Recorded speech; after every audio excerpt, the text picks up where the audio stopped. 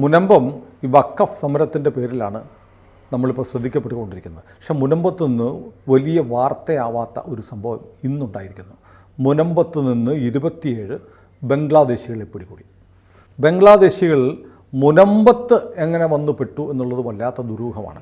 കാരണം കുറേ കാലമായിട്ട് വഖഫിൻ്റെ പേരിൽ മുനമ്പത്തെ ആളുകളെ ഒഴിപ്പിക്കണം എന്നാവശ്യപ്പെട്ടുകൊണ്ട് വഖഫ് സംരക്ഷണ സമിതി കേസൊക്കെ കൊടുത്തുകൊണ്ടിരിക്കുകയാണ്. അവരാണല്ലോ പ്രശ്നം കുത്തിപ്പൊക്കിക്കൊണ്ടിരിക്കുന്നത്. അവർക്ക് ഇസ്ലാമിക സംഘടനകളുടെ, രാഷ്ട്രീയ സംഘടനകൾ ഉൾപ്പെടെയുള്ളവരുടെ പിന്തുണയുണ്ട്. പക്ഷേ അതിൻ്റെ പിന്നിൽ ദുരൂഹമായ ചില ദേശവിരുദ്ധ താല്പര്യങ്ങളുണ്ടെന്ന് പണ്ടേ സംശയിക്കുന്നുണ്ടായിരുന്നു. അതായത് 2019 ജനുവരി 12 ഒരു ലോക ശ്രദ്ധ പിടിച്ചു പറ്റിയ ഇൻ്റർപോളിൻ്റെ അടുത്ത് വരെ എത്തിയ ഒരു സംഭവം ഉണ്ടായി. മുനമ്പത്ത് നിന്ന് 87 പേർ ദയാമാത എന്ന് പറയുന്ന ഒരു ബോട്ടിൽ കയറിപ്പോയി. എങ്ങോട്ട് പോയെന്ന് അറിയത്തില്ല. അവർ അൾജീരിയയിൽ നിന്ന് ചില കോളുകൾ വന്നു എന്ന് പറയുന്നു, ഓസ്ട്രേലിയയ്ക്ക് പോയി എന്ന് പറയുന്നത് കേട്ടു. എവിടെയാണെന്നറിയില്ല. അപ്പോൾ മുനമ്പത്ത് ഉപേക്ഷിക്കപ്പെട്ട നിലയിലൊരു 19 ബാഗുകൾ, ഭക്ഷ്യ വസ്തുക്കളടങ്ങിയ ബാഗുകൾ കിട്ടി. കൊടുങ്ങല്ലൂരിൽ നിന്ന് കുറേ ബാഗുകൾ വേറെ കിട്ടി, 19 ബാഗുകൾ കിട്ടി. അങ്ങനെ ഈ ബാഗുകളൊക്കെ സമുദ്രതീരത്ത് എങ്ങനെ വന്നു എന്നുള്ള അന്വേഷണത്തിലാണ് 87 പേർ.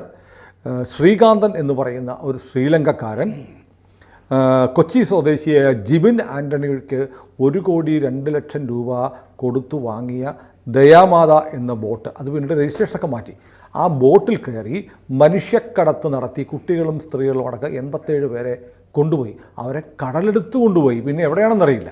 അപ്പം അത് കൂടാതെ ഒരു പാകിസ്ഥാൻ ബോട്ട് ഏതാനും വർഷങ്ങൾക്ക് മുമ്പ് മുനമ്പം മാല്യങ്കര മേഖലയിൽ നിന്ന് പിടികൂടിയിരുന്നു. മത്സ്യബന്ധന ബോട്ടാണെന്നാണ് പറയപ്പെടുന്നത്. അപ്പോൾ മുനമ്പത്ത് നിന്ന് അവിടെ താമസിക്കുന്ന ആളുകൾ മൊത്തം മാറ്റപ്പെട്ടാൽ അതൊരു വിജനമായ സ്ഥലമാകും.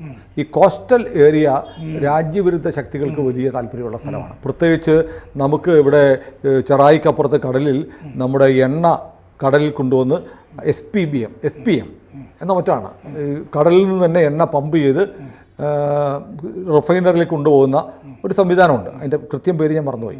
അത് 20 കിലോമീറ്റർ അപ്പുറത്താണ്. അപ്പോൾ വളരെ തന്ത്രപ്രധാനമായ ഒരു മേഖലയുമായി ചേർന്നിട്ടാണ് മുനമ്പം സ്ഥിതി ചെയ്യുന്നത്. അപ്പോൾ മുനമ്പത്ത് വഖഫ് ഭൂമിയുടെ പേരിൽ ആളുകളെ ഒഴിപ്പിക്കുക എന്നുള്ള സമരത്തിൻ്റെ പിന്നിൽ ഇത്തരം രാജ്യവിരുദ്ധമായ, ഇന്ത്യക്കെതിരായ ചില രാജ്യാന്തര ശക്തികളുടെയും ടെററിസ്റ്റുകളുടെയും താല്പര്യമുണ്ടെന്നുള്ള കഥ ഈ സമരകാലം മുതലേ കേൾക്കുന്നുണ്ട്. കൂടുതൽ വാർത്തകളും വിശേഷങ്ങളും നിങ്ങളിലേക്ക് എത്താൻ ABC മലയാളം സബ്സ്ക്രൈബ് ചെയ്യുക, ബെൽ ബട്ടണും അമർത്തുക.